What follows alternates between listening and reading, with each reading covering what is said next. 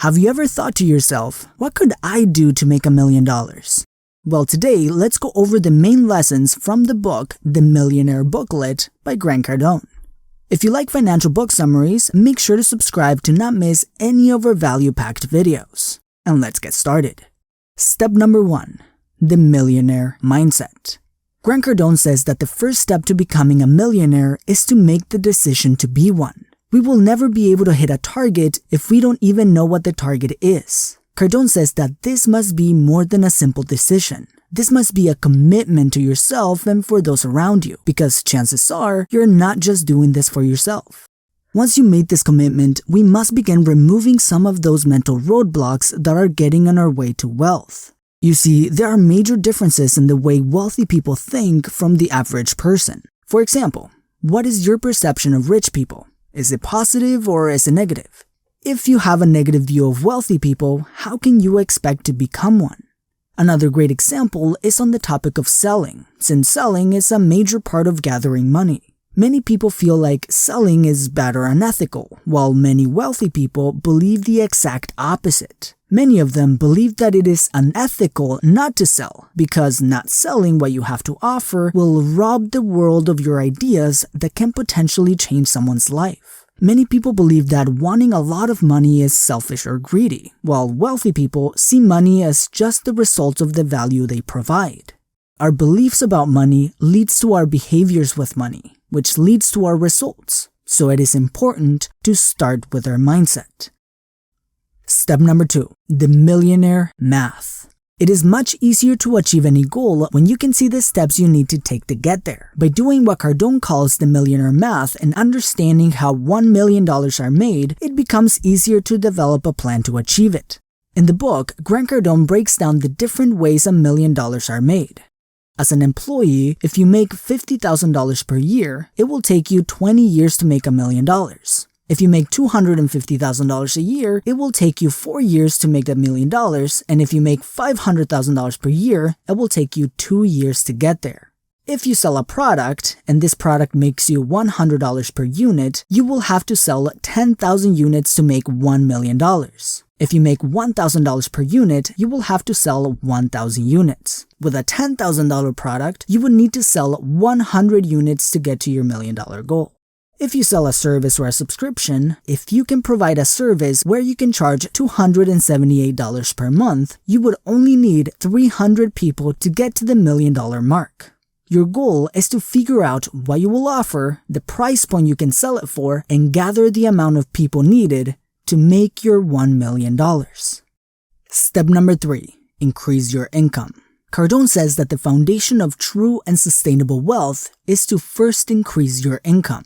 By working on increasing your income, aside from money, you have 2 main benefits. 1, you learn the skills needed to make money, which come in handy when you are presented with new opportunities. And 2, you develop a sense of belief that you can actually have what it takes to make money. It creates confidence.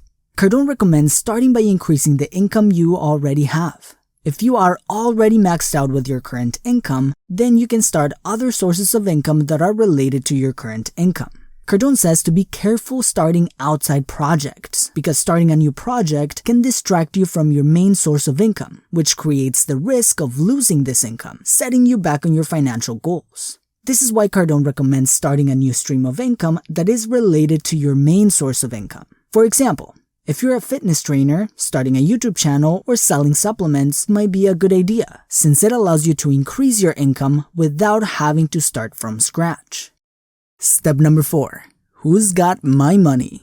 Once you've decided what you will sell, your price point, and how many people you need to make your first million, like we calculated in step 2, it is time to figure out who they are. Your million is already out there, but you must first find who has it. This is one of Cardone's most popular catchphrases. Who's got my money? Because money doesn't just appear. Someone out there has it, and it's your job to go and find it. This is why understanding who your ideal customer is becomes very important, because they have your money. For example, if you sell video production services, who will be your customer? local businesses, real estate companies, influencers, or online businesses. Finding out who you will serve and narrowing down who they are will make it much easier to go after your money. And the more specific, the better. Because by being specific, you can find out where they are, how much money they have, what they're looking for, and how you can deliver it.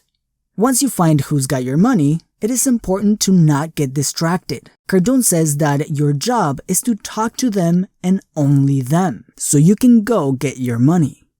Step number 5. Stay broke. As your income grows, it's very easy to also raise your expenses. If your income went from $50,000 per year to $120,000 a year, you will be able to afford a much nicer house, a new car, and maybe an extra vacation or two. But as Cardone says, this will not make you wealthy. Matching your income with your expenses will zero you out and keep you at the starting point. This is not the broke Cardone talks about. As you begin making more money, you don't want that money sitting around in your bank account, because this money will eventually make its way to someone else's. If you have money sitting around, it becomes easy to spend. So Cardone says to stay broke by moving any excess money away from you into investment vehicles that will make your money make more money. This will do 2 main things. 1, you start building wealth by investing your money, and 2, since you don't have much money anymore, you need to get back to work to make even more money. Cardone says that a good indication that someone will not do great financially is if they start upgrading their life before taking care of their investments. Step number 6. Save only to invest.